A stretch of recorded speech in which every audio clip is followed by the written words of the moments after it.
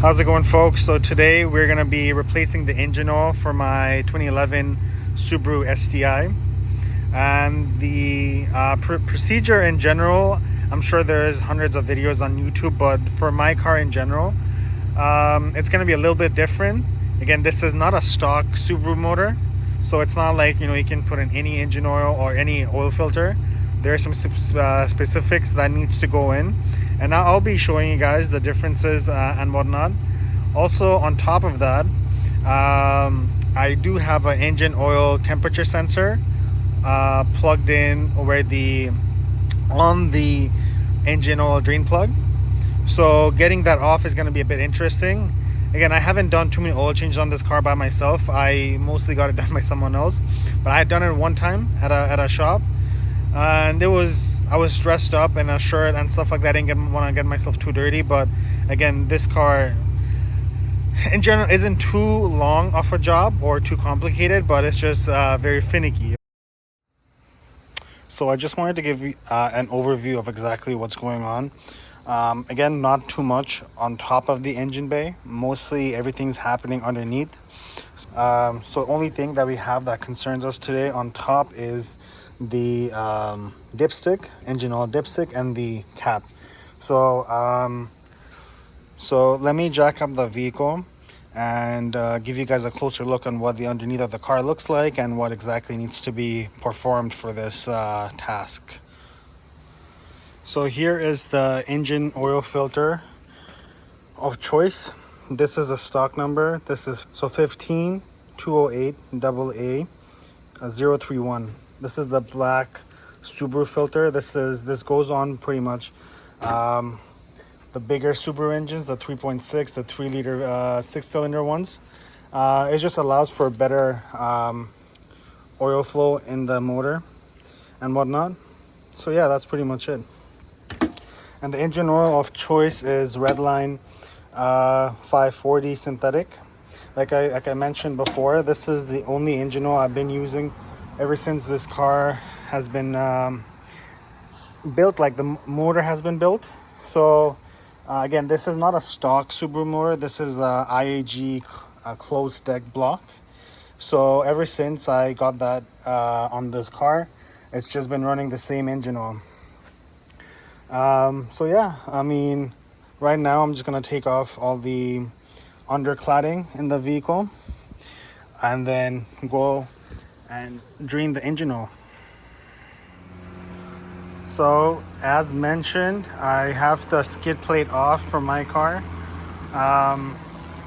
There's a couple of clips going on each side that goes in over here. I think this hole. There's a 12 millimeter that goes through over here and connects to the body. The leak that you guys see over here, this is a leak from the power steering rack. It's a common thing for these this generation of the Subarus. I'm sure like the 2015 generation also has the same issues as well. But yeah, that's all the wetness that you see on the skid plate. Other than that, there were two other zip ties holding the front end of the skid plate on. So yeah, let's go underneath. Again, so I use the 12 millimeter with the electric ratchet to get the 12 mil out. And this is the engine oil filter, and this is the oil drain plug. As you can see, this is what I was talking about with the sensor mounted right on it. Again, like I said, this is for the engine oil temperature sensor. So yeah, let me get those off. It's just a clip. I just basically unclip it.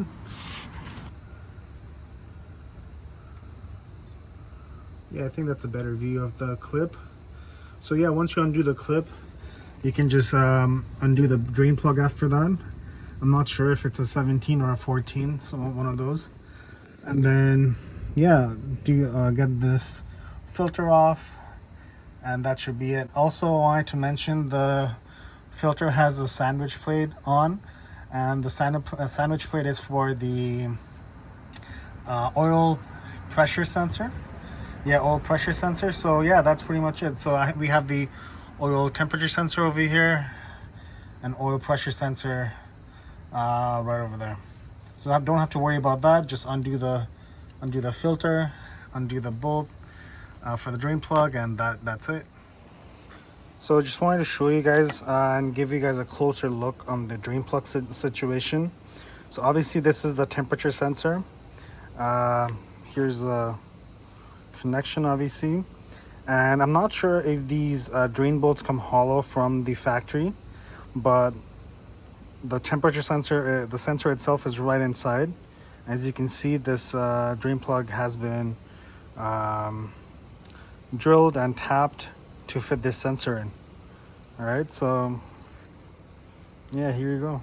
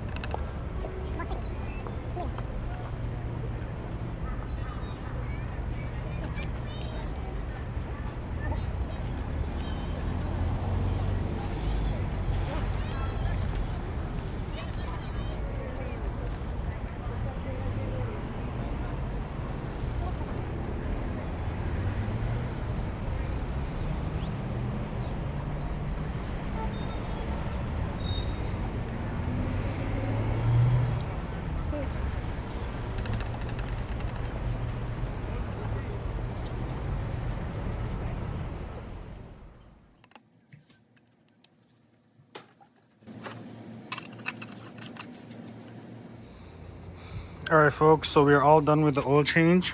I changed out the filter, changed out the engine oil. So right now I don't have the skid plate on just yet. I'm just gonna start the car up, make sure there's no leaks coming from underneath, and just double check a few other things in the car,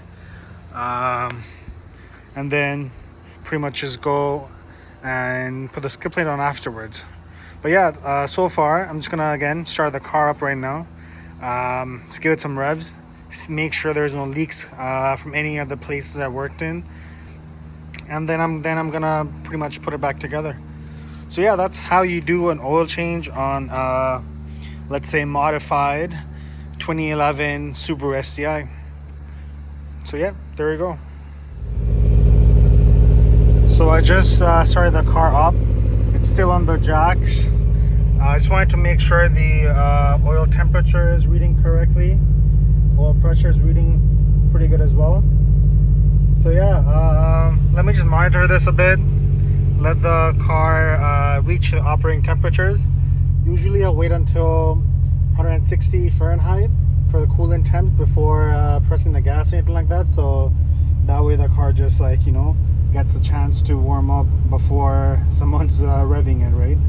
But yeah, in general, the temperatures look good, the pressure looks good. Obviously temperature is going to go up. I just put in fresh oil. Yeah, that's pretty much it. If there's any other leaks coming from underneath, I'll update you guys and see what's going on. Alright guys, so I've been driving around for about 5 to 10 minutes now.